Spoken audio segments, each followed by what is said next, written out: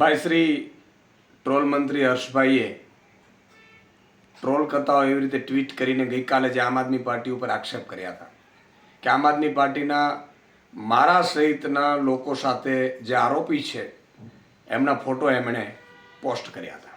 ગૃહમંત્રી તરીકે એક જવાબદારી બનતી હોય છે રાજ્ય સંભાળવાની. તમે નકલી ઈડી, નકલી સીબીઆઈ, નકલી પીએમઓ, નકલી સીએમઓ, નકલી કલેક્ટરો, નકલી ડેપ્યુટી કલેક્ટરો, આઈએએસ, નકલી આઈપીએસ, નકલી કચેરીઓ, નકલી અદાલત, નકલી જજ બને છે ત્યારે તમે શું કરો છો? પણ સવાલ એ છે કે આજે મેં એટલે માટે ફરીથી ટ્વીટ કરી છે એમને દેખાડવા માટે કે બાત નીકળી હે તો દૂર તક જાયેગી. તમે આવી રીતે ટ્વીટ કરીને આરોપ કરીને આમ આદમી પાર્ટીને બદનામ કરવાની કોશિશ કરીને ભાગી નહીં જઈ શકો.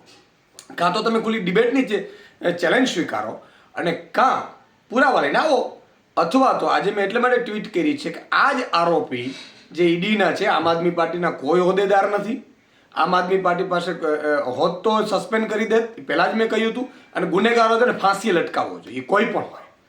પણ એમના આજે મેં ફોટો ટ્વીટ કર્યા છે જે સાંસદ છે ભાજપના અને ભાજપના સંગઠનમાં પણ બહુ મોટો હોદ્દો ધરાવે છે, એમની સાથે એમના ફોટો છે, પોલીસ અધિકારીઓ સાથે ફોટો છે, પોલીસના આઈપીએસ અધિકારીઓ સાથે ફોટો છે. તો એનો અર્થ શું થયું ભાઈ હર્ષભાઈ? આ તમારી કંઈ ગેમ તો નથી ને? આ ખરેખર થઈ શું રહ્યું છે? તમે બદનામ કરો છો આમ આદમી પાર્ટીને અને નકલી ઈડી વાળા તો તમારે ત્યાં બધા ભેગા થઈ રહ્યા છે. એટલે ભાજપનો જ સભ્ય છે કે શું? ભાજપે આનો ખુલાસો કરવો જોઈએ. ભાજપને દર વખતે અત્યારે માની લો કે બળાત્કારીઓ પકડાય છે તો ભાજપ સાથે પકડાય છે, ટોલ નાકાવાળા ભાજપ, નકલીવાળા ભાજપવાળા હોય છે, પોંજી સ્કીમવાળા ભાજપવાળા હોય છે. એટલે તમને એમ થયું કે આ બધા બદનામ ભાજપ જ થઈ રહ્યું છે, ચાલો ખોટો એક આરોપ કરી દઈએ આમ આદમી પાર્ટી પર. એવું તો નથી ને? આ બહુ ખોટી બાબત છે.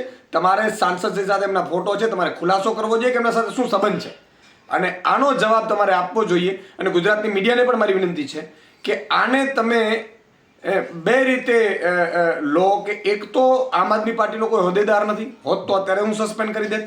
બીજું કે આમ આદમી ભાજપના નેતાઓ સાથે એમના શું સંબંધ છે એ હર્ષભાઈ ખુલાસો કરે અને જાહેરમાં ડિબેટ કરવા માટે આમંત્રણ આપી છે. જાહેરમાં એ કહે ત્યાં ડિબેટ કરવા માટે આપણે તૈયાર છીએ.